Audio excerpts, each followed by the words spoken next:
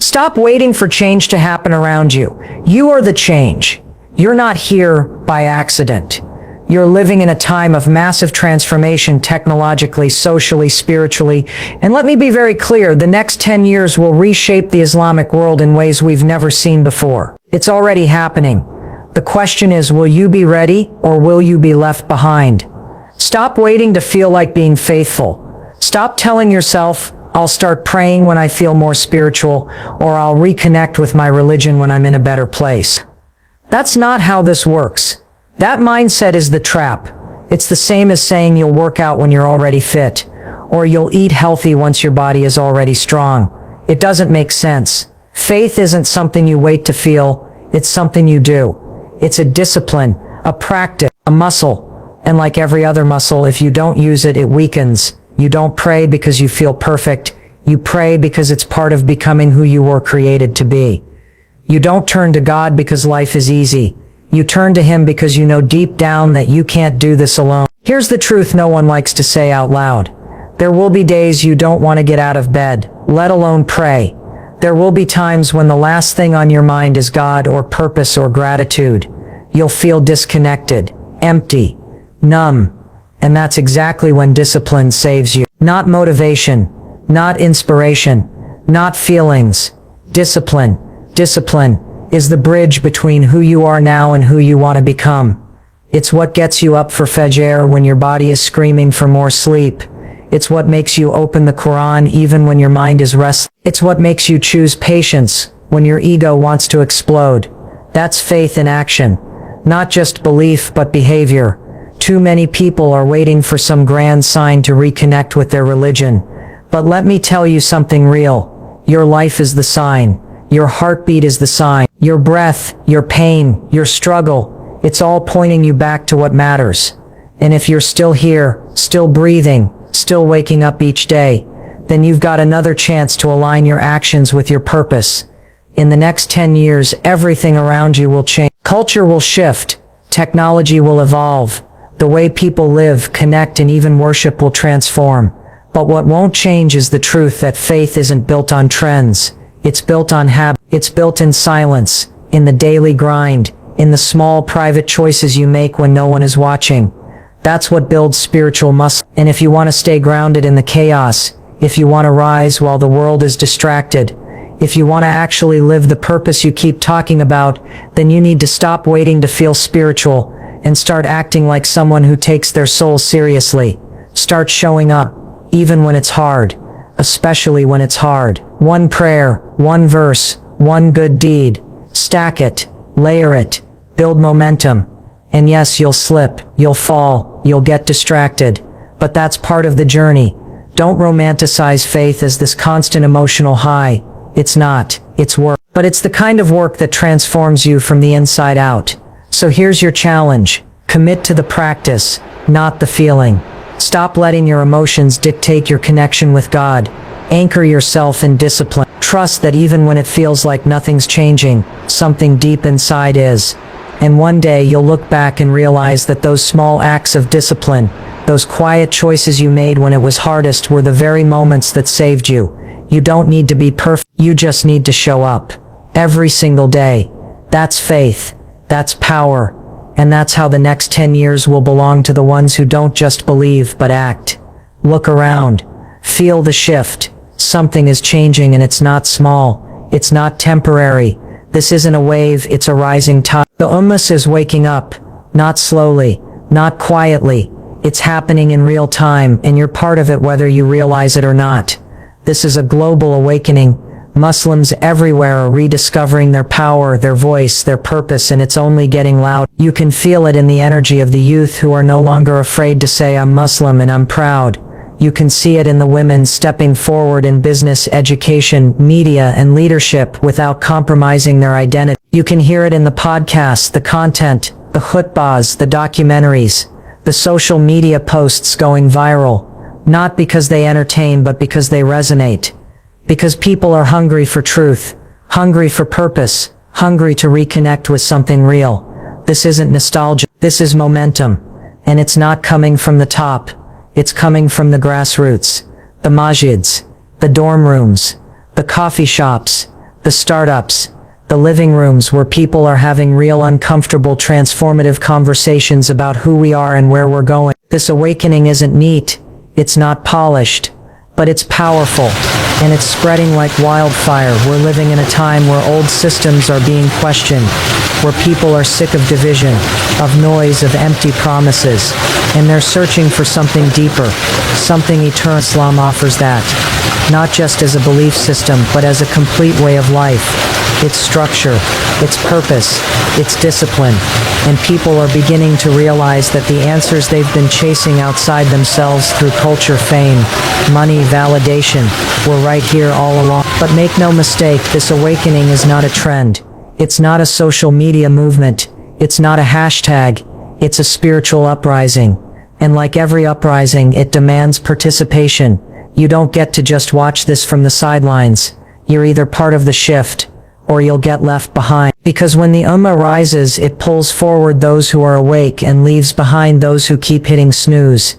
You can already see the frontliners, the ones building halal businesses that rival the biggest brand, the ones creating Islamic apps that are reshaping how we connect with our faith, the ones opening schools, launching initiatives, mentoring youth, speaking up, calling out injustice, and doing it all from a place of grounded, unapologetic faith. These are not just success stories, they're signal, proof that Islam isn't fading, it's resurging, stronger, smarter, sharper. And here's the truth, no one's coming to save us. We're saving each other, one prayer at a time, one idea at a time, one act of courage at a time. The future of Islam isn't about who's preaching the loudest, it's about who's living it the most authentically, who's walking the talk, who's willing to show up even when it's inconvenient, even when it's unpopular. The Ummah doesn't need more followers, it needs leaders, people willing to carry this light with integrity, not perfection. Integrity, that's you, that can be you. If you're willing to stop hiding, if you're willing to stop diluting your identity to fit into spaces you were never meant to shrink for in the first place. You weren't born into this era by accident. You were placed here right in the middle of this awakening for a reason. So stop waiting to feel ready. You are ready. The question is, will you rise with the Ummah or watch it rise without you? Let's get something straight right now. You don't need anyone's approval to step into who you are meant to be. Not your parents, not your friends, not your community, not your boss, not your followers on social media. Stop waiting for someone to tap you on the shoulder and say you're allowed to lead now. That's not how real change happens. That's not how lives are transformed.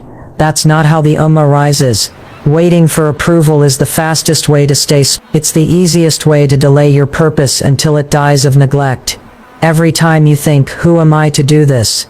Remind yourself, you are already equipped. You have lived through challenges that were meant to shape you. You've experienced setbacks that built your resilience. You've had thoughts, insights, visions, things that pulled at your soul for a reason. That reason wasn't to impress anyone, it was to move you. You've been trained by your life, your mistakes, your scars, your prayers. You've already been given the green light, you just haven't started driving. And that ends now. Because the future of Islam will not be carried by people who play it safe. It will be carried by people who move before they feel ready, who speak before they know all the answers, who act while others hesitate. You've been taught to be polite, humble, quiet. That's fine, but don't confuse humility with hiding. Don't confuse waiting your turn with giving up your right to act.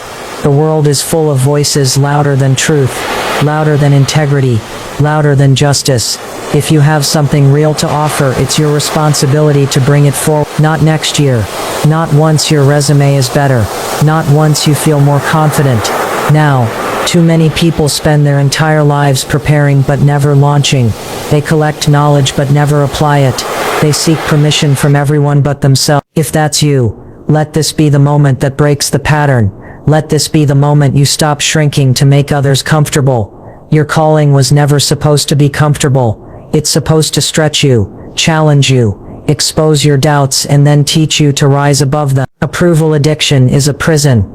Every time you say yes when you mean no, every time you dim your light, because someone else might not understand, every time you postpone your idea out of fear of being judged, you reinforce the lie that you are not enough. But here's the truth, you are enough, right now, exactly as you are, not perfect, not flawless, but ready, capable, necessary. The world doesn't need more people playing roles. It needs people living from the core of their faith, their values, their vision. Islam doesn't spread through passive acceptance.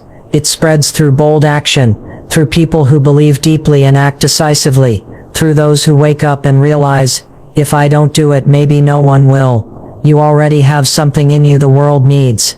A message, a project, a reminder, a healing. You don't need a title. You don't need 10,000 followers. You don't need everyone clapping for you. You just need to start, to speak, to build, to serve, and trust that the one who gave you this mission will guide you through it. Stop asking for permission to be great. Step up. Say yes to your own potential, because the world is shifting, the Ummah is rising, and the only question left is, will you rise with it or keep waiting for someone to tell you you're allowed to? Technology is not the enemy. Let's be clear about that. It's not evil. It's not haram. It's not some dark force that's out to destroy your faith. But here's the truth most people miss. Technology will not save you. It's just a tool, and like every tool, it can either build something meaningful or destroy everything you stand for. It all depends on how you use it. We're living in a time where we carry access to the entire world in our pocket. You can watch a lecture from a scholar in one country, debate an idea with a stranger across the globe, learn Quran from an app, track your prayers with a single tap, build a business from your bedroom, and influence thousands from your phone screen. That kind of access, that kind of opportunity, it's unprecedented, but it also comes with pressure and power. You can't afford to be passive about technology anymore. The next 10 years will be dominated by those who know how to leverage tech without being controlled by it. If you're mindlessly scrolling, endlessly comparing, wasting hours watching content that dulls your soul and calling it relaxing, you're not relaxing, you're distracting. And distractions are killing potential by the millions every single day. You weren't created to consume, you were created to contribute. And right now, you have more power in your hands than any generation in history. The question is, what are you doing with it?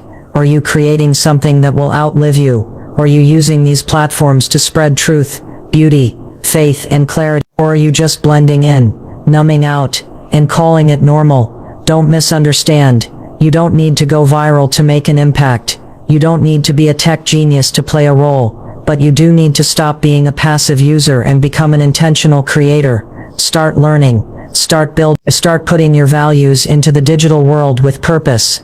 If you have a message, share it. If you have a skill, teach it. If you see a gap in your community, fill it. You'd be amazed how one consistent voice, one meaningful idea, one useful tool can ripple out and change lives. Tech can't give you faith, but it can amplify your faith to the world. It can connect you with people who remind you who you are. It can turn your personal growth into collective progress. It can spread the light, but it will only do that if you lead it, if you tell it what to serve. Too many people are being led by algorithms instead of values. They open their phone with purpose, and 5 minutes later, they're gone, lost in gossip, comparison, outrage, or distraction. That's not just a time management issue, it's a soul management issue. You need to take back control, set boundaries, choose your inputs wisely. Your attention is your currency. Spend it like it matters, because it does. The future is digital, but our foundation must stay spiritual. If you want to thrive in this next decade, you need both: grounded faith, elevated tools, ancient principles, modern platforms. You don't have to choose between being connected and being committed to Islam. You can be both. In fact, you must be both. That's the edge. That's the evolution. So here's your call. Don't fear technology. Master it. Don't run from innovation. Redirect it. Let your devices serve your soul, not drain it. Because the next 10 years will belong to the Muslims, who know how to live online without losing their identity. The ones who use every tool available to uplift, educate, empower, and lead with purpose. And that can be you. If you decide, let go of the lie that you've missed your chance, that it's too late, that someone else already did it, that you're behind, that your past disqualifies you, that because you made mistakes, wasted time, or drifted away, you no longer get to show up fully. That's nonsense. It's fear talk, and fear lies. You are not too late. You are right on time. Every part of your journey, yes, even the messy parts, even the dark seasons, even the years you think you wasted, has prepared you for what's coming next. Nothing was random. Nothing was without purpose. You weren't supposed to peak earlier. You weren't meant to start back then. You're meant to begin now, with more clarity, with more urgency, with more conviction. This is your time. You don't have to be perfect. You don't need to have it all figured. You just need to trust that what's inside of you is still valuable, still needed, still waiting to be activated. We've been trained to believe success has an age, that if you didn't start by 20, build by 25, succeed by 30, you failed. But Islam doesn't measure your worth by your timeline. Allah doesn't work on your clock. He works in alignment with your readiness. And sometimes you weren't late. You were being prepared, refined, seasoned, humbled, strengthened. The Prophet Muhammad, peace be upon him, didn't receive revelation until he was 40, not 4, not 14. And yet look at the legacy. Look at the impact. So who told you that you're done just because you're older now? Who convinced you that your window closed? That's not truth. That's culture. And culture isn't always correct. You're still here, still breathing. That means you still have purpose. If your heart is beating, your mission is still active. You have time to rebuild your faith. You have time to launch that idea. You have time to write that book, start that business, learn that skill, raise righteous kids, become who you know you were meant to be. But it starts the moment you stop believing you're behind.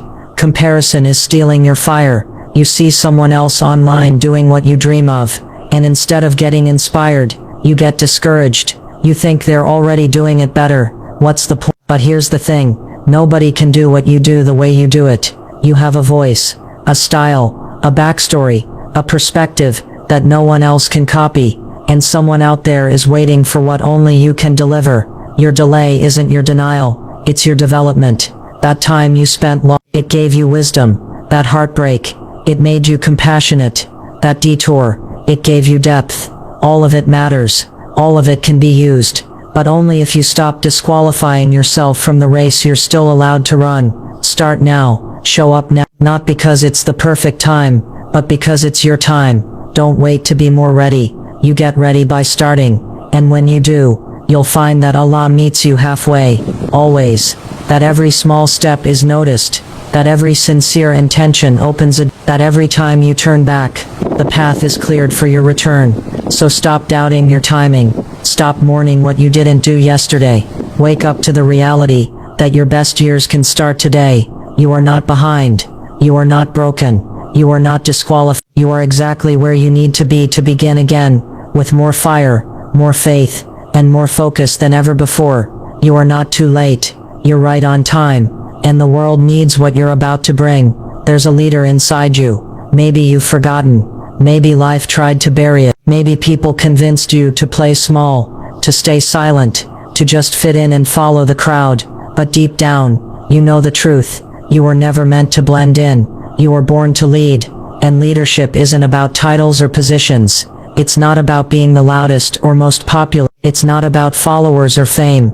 Real leadership is about influence. It's about example. It's about standing for something when it's easier to stay quiet. It's about choosing what's right even when everyone around you is going left. It's about showing up with integrity, consistency, and courage even when it's uncomfortable. Leadership starts with leading yourself, your thoughts, your habits, your discipline, your faith, your time, your energy. Stop waiting for someone to lead you. Stop waiting for someone to push. You know what needs to change. You know the kind of person you're meant to become, so lead yourself there. One decision at a time, one morning at a time, one prayer at a time. This ummah doesn't need more spectators. It needs people who aren't afraid to step up and say, I'll go first. First to speak the truth. First to start the business. First to say no to what's wrong. First to model what it means to live with faith in a world obsessed with chasing everything but God. You don't have to be perfect, you just have to be willing. Look at your surroundings. Look at your family, your friends, your community. What if you decided to be the one who breaks the cycle, the one who heals instead of hides, the one who shows what a strong, balanced, focused Muslim can really look like in the 20s? That's leadership. That's legacy. You are not created to chase trends. You were not built to copy the world. You were placed in this time, in this generation, with your specific story, because you have a role to play, a unique role, something only you can bring to the table. Don't bury it. Don't silence it. Lead with it. The world is loud right now, confusing, chaotic. But leadership brings clarity. Faith brings direction. And your example might be the only dawa someone ever sees. How you walk, how you speak, how you live. It all matters. So rise, speak up, build boldly, walk with intention, be the leader you wish you had growing up, because someone else is watching you now, and your choice to lead could be the very spark that gives someone else the courage to rise too. You were never meant to follow the world. You were born to lead it, by example, by purpose, and by unwavering faith. The next 10 years will shape Islam's global presence, influence, and future. And you, yes, you are a part of that story. So wake up, take your place. The world is watching. Be ready.